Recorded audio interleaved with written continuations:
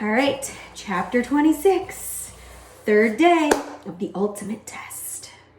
And it's called The Ultimate Test, chapter 26. All right. Yes, that is two ultimates. The word ultimate has two meanings. It could mean final or it can mean most important. The stairway quiz was both. It was the final event of the third day and it counted double. The students were worn out before they started. They'd already had the science crawl, right and left handwriting, animal imitations, upside down singing, and blindfolded smelling. The stairway quiz would require knowledge, stamina, and most important, speed. This was Dee Dee's special event. Dee Dee was pretty fast runner on flat ground, but she was even faster going up and down stairs. That was because her left leg was a little bit shorter than her right leg, or maybe it was the other way around. Either way, it gave her an obvious advantage. Louis, the art teacher, stood next to the bottom step. On your mark, he called out. Get set.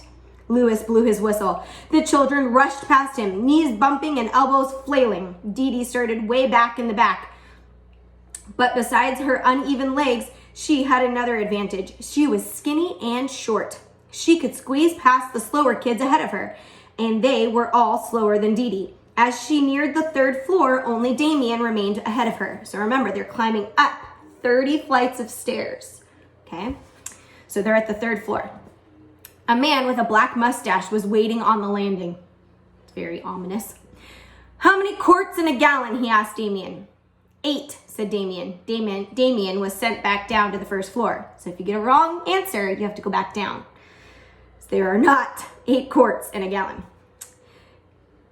Name a city in England, he said to Dee Dee. London, Dee Dee shouted, then continued on up. Dr. Pickle was waiting on the 4th floor. Are dreams real? He asked. Dee Dee was stumped. She could hear other kids charging up the stairs behind her. She hated to have to go back down. They're real dreams, she said. Dr. Pickle rubbed his beard.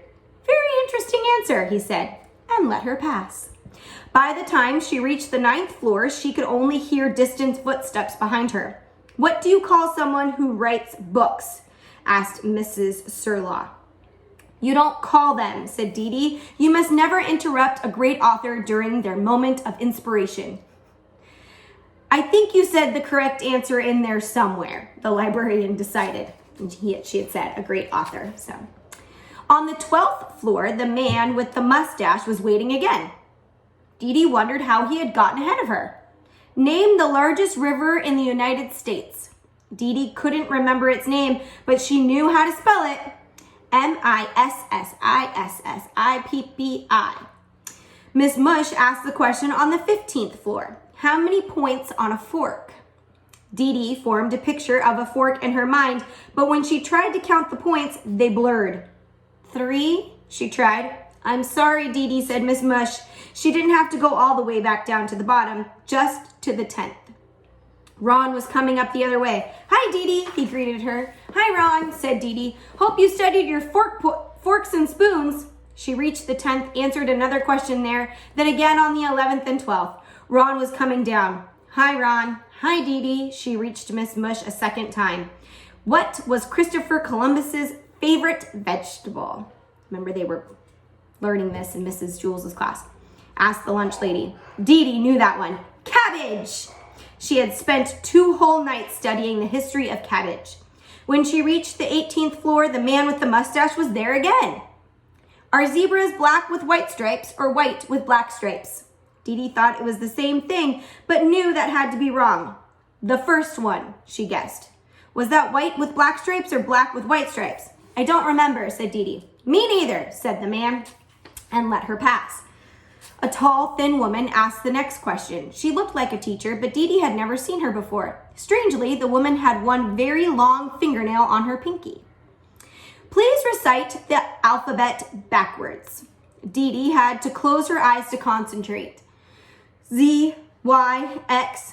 It took her a long time. In her mind, Dee Dee had to keep saying the alphabet forward in order to figure out what the next letter backward was.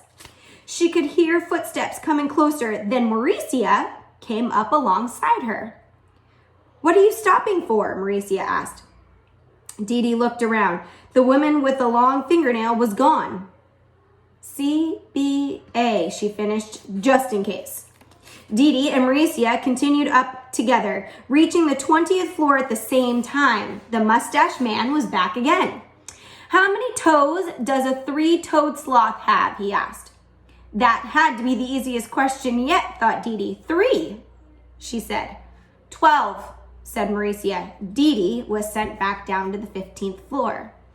He meant in total, right? 3, right?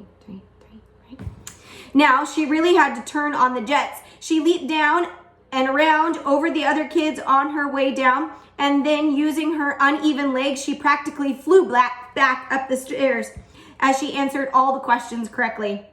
She shot past Mauricia between the 28th and the 29th floor, answered a question about the different kinds of dirt, and then finally reached the top of the stairs where Mrs. Jules was standing. How many points on a fork? Mrs. Jules asked.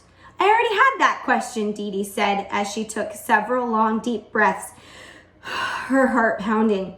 Good, then you know the answer. Once again, Dee Dee tried to picture a fork in her mind. It was either 3 or 4. 12, she declared, still confused about the sloth with its 3 toes and 4 feet. She trudged back down. Hi, Dee Dee, said Mauricia on her way up. Dee Dee didn't say hi back. After school, only 3 of the Unbreakables could be seen by the flagpole. Uh-oh. Mauricia was still inside the school. Photographers were snapping her picture, and she was being questioned by newspaper reporters from all around the world. When she finally came outside, she was carrying a giant trophy. Sorry I took so long, she said. You must think you're really great, said Joy. Mauricia shrugged. Well, you should, said Ron. Because you are, said Dee Dee. Mauricia set down her trophy and said, you guys are the greatest friends ever. They held out their hands, locked pinkies and thumbs, and shouted, Unbreakable! Friends stick by each other when one is down. That is true. That is the true test of friendship. But sometimes it is harder to stick by a friend who is up. That is the ultimate test of friendship. That was a very good chapter.